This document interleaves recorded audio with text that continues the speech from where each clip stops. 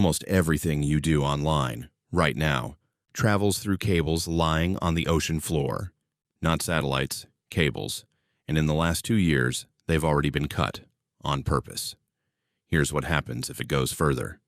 Hour 1, regional outages start hitting the news. But most people don't notice yet, because traffic automatically reroutes through other cables. That's the whole point of the redundant system we've built. But not every region has that safety net. Countries connected by only 1 or 2 cables, parts of the Middle East, several island nations, go dark almost immediately. No banking transfers, no cloud services. Local calls still work, but anything crossing an ocean stops cold. By hour 12, financial markets in the affected regions start reacting.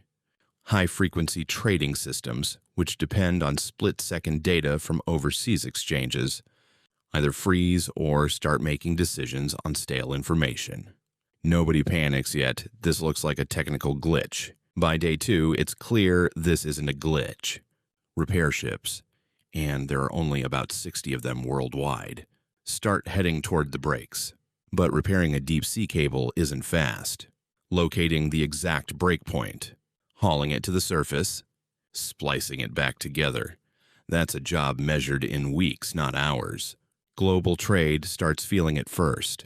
Shipping companies, insurance firms, and supply chains that run on real-time data start falling back on decades-old manual processes, the ones nobody has used in years because nobody expected to need them. By day 5, currency markets in the worst-hit regions become genuinely unstable. Businesses that rely on cross-border payments can't confirm whether transactions actually went through. And the ships capable of fixing this, there simply aren't enough of them to fix multiple breaks at once. This is where the damage compounds.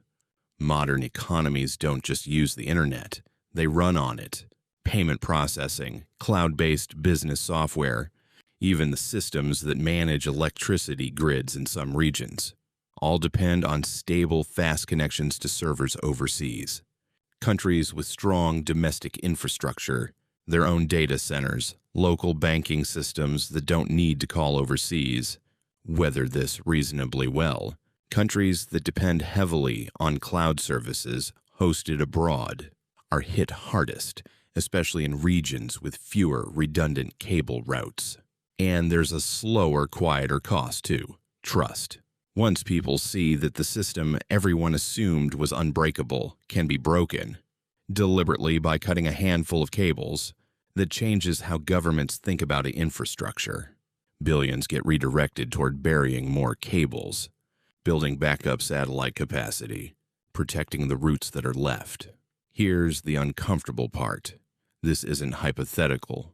In the last 2 years alone, cables in the Baltic Sea and the Red Sea have been cut, some by accident, some under circumstances investigators still can't fully explain. Ships dragging anchors for over 100 miles. Multiple cables severed in the same week. Doing this to every cable on Earth at once, that's still extremely unlikely. There are hundreds of cables owned by dozens of companies, spread across every ocean. No single actor controls enough ships or resources to hit all of them simultaneously.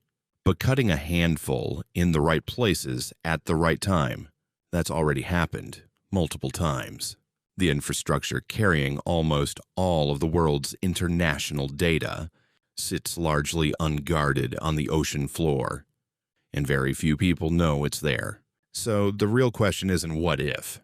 It's how prepared are we for something that's already started happening? If this changed how you think about the internet, subscribe. That's exactly the kind of question this channel exists to ask.